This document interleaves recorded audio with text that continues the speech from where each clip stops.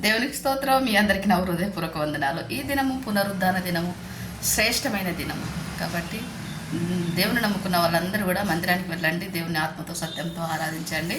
నమ్ముకొని వారైతే దేవుని కుమారుడైన యేసు ప్రభు మన కొరకు చనిపోయి తిరిగి లేచాడని మీ హృదయం అంతా అంగీకరించి పాపాలు ఒప్పుకొని వదిలేసి పాపక్షమాపణ నిమిత్తం మారు మనసు పొంది బాప్తిసం తీసుకుంటే దేవుడు గొప్ప రక్షణ ఇస్తాడు. God bless you all of your family.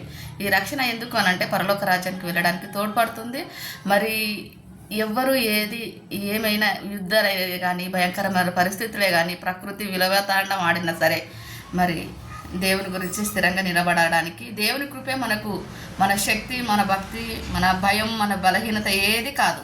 దేవుని ఆశ్రయంగా చేసుకున్నాము. దేవుడే మనల్ని నడిపిస్తాడు. నోవాహు కాలం నీతిమంతుడైన నోవాహును మరి ఎలా రక్షించాడు? మరి మనం ఇప్పుడు నీతిమంతులం ఎలా అయ్యాం? కేవలం యేసు రక్తంలో కడగబడ్డాం కాబట్టే నీతిమంతులం.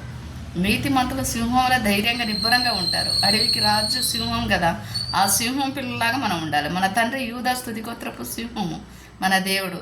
ఎవ్వడు దేవుడు అని అనకున్నా అన్న మన దేవుడు యేసు ప్రభు.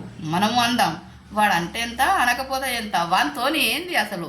దేవుడు లెక్కలో ఉంటే వాడు ఆ మాటలు మాట్లాడాడు. దేవుని రక్షణ పొందుకుంటాడు. సో మాట్లాడని వాని గురించి మనం ప్రత్యుత్తరం వేయాల్సిన అవసరం లేదు. వాడు పంది, వాని ముందు ముత్యాలు చల్లద్దు, వాడు బురదలో పుంపుతాడు. కాబట్టి వాడిని లెక్క చేయొద్దు, పురుగు వాడు. కాబట్టి ఆ సాతాను కానీ సంబంధాల జోలికి పోవద్దు. వాళ్ళతో మనకు సంబంధమే లేదు.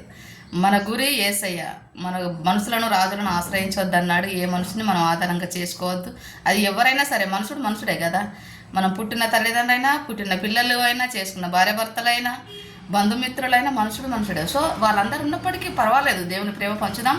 కానీ దేవుని మాత్రం మన వ్యక్తిగతంగా ఆధారంగా చేసుకొని బ్రతకాలి. దేవుని కృప కొరకు బ్రతకాలి. దేవునికి ఏది ఇష్టమో దాన్ని మాత్రమే చేయాలి. దేవునికి మహిమ కలుగును గాక. ఆమేన్. God bless you.